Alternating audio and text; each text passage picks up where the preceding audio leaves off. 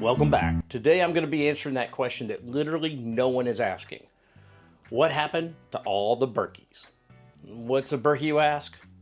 Well, you probably remember them from all the different YouTube channels just a few years back. Our Berkey, the Berkey. Oh, and then the Berkey. Did you pee in the Berkey? These are those large, toddler-size, chrome-looking, gravity-fed water filtration systems that have some pretty amazing claims and a cult following. I mean, people love these things.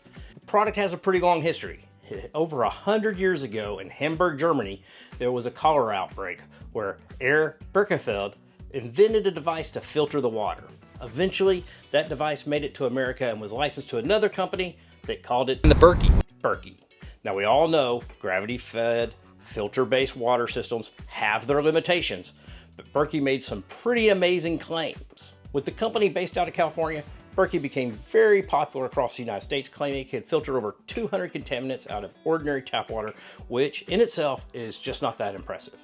Then in 2009, California started requiring such filter systems to be certified.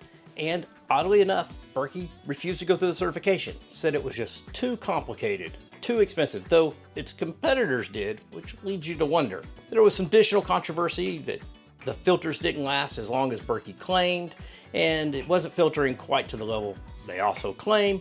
But for the people that used them, they had nothing but great things to say. People really loved the Berkey. They said it made great tasting water, and they liked the filtered process. Now, I found it a little odd that RV YouTubers were recommending it for an RV because the thing is gigantic, heavy, and would have to be put away every time you move. I just never saw the appeal to it. And just a few years ago, 2001, 2002, up into 2003, you couldn't turn on an RV channel without somebody recommending the Berkey or explaining how Berkey literally changed their life.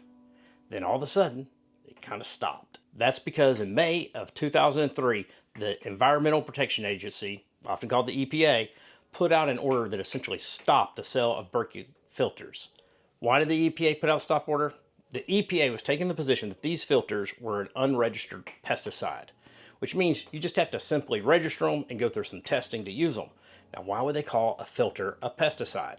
That's because in addition to just filtering, they were using other compounds such as silver to microbial compound or otherwise kill the small stuff in there. That's not uncommon. You see silver used that way a lot in even clothing, etc. But it does technically meet the definition of a pesticide, and therefore it does have to go through registration and testing. Now, there were some other issues that some people claim to go along with Berkeys, such as leaching of aluminum, but I'm not sure if those claims are correct or not, though I did see a statement that said that Berkey claims that any leaching of aluminum into the water is not of sufficient quantities to cause a health hazard, but I have no idea if that's true or not. I do know the company that sells Berkeys filed litigation to try to stop the stop order and were unsuccessful in their original attempts. I believe there's appeals and ongoing litigations as we speak. I have not looked them up, but we do know it is in litigation. As any water filtration company, they definitely want to be associated with pure, unadulterated product. So they found the best spokesman they could to pen a letter to the EPA, Matt Gaetz. Now, we can think whatever you want, whichever side of the political spectrum about Matt Gaetz, but he has a lot of political pull. So having a letter penned from him to the EPA could probably carry a lot of weight. Unfortunately, shortly after he penned this letter, he had some personal issues come up, and I don't believe he was ever able to follow through.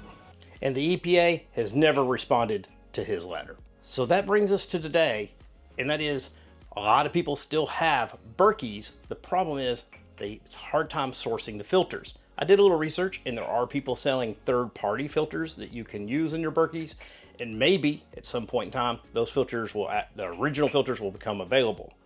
But because of that, haven't seen a lot of people bragging about them or swearing their virtues in any times recently.